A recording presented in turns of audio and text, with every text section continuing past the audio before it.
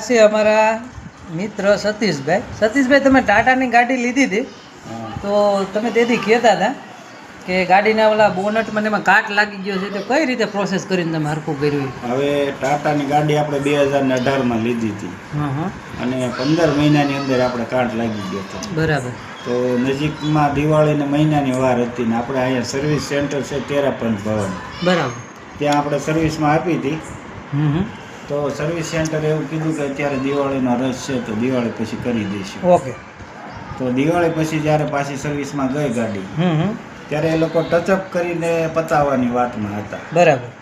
એટલે મેં મેનેજરને એક મેલ નાખ્યો, સર્વિસ મેનેજરને ત્યાં મુંબઈ ટાટા અહીંયા તે ઓકે લોકલમાં. તો એમણે કંઈ ધ્યાન ન આપ્યું. પછી સાઉથ ગુજરાતના હેડને મેં મેલ નાખ્યો.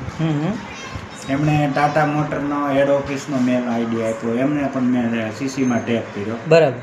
અને ત્યાં કમ્પ્લેન કરી તો એ લોકોએ પછી સાંભળ્યું આપણું. અને છેવટે એવું નિષ્કર્ષ આવ્યું કે ભાઈ 4 દરવાજા, બોનેટ અને ડિક્કી બધું બદલી આપવાનું. આ ટાટા કંપનીનું હતું એટલે બધું તમને બદલી આપ્યું? હા.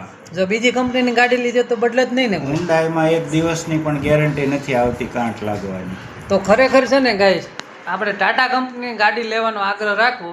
અમારા સતીશભાઈ થોડા હેરાન થયા હતા પણ મસ્ત મજાનું મેલ મોકલી અને ત્રીજી કમ્પ્લેન્ટે ટોટલ ગાડીનો સામાન બદલી દીધો. કેવી મજા આવી ને ગાડી લીધા? મજા આવી. ઉપરથી એક્સટેન્શન વોરંટી આપી 6 મહિનાની સ્પેર પાર્ટ બદલ્યા પછી.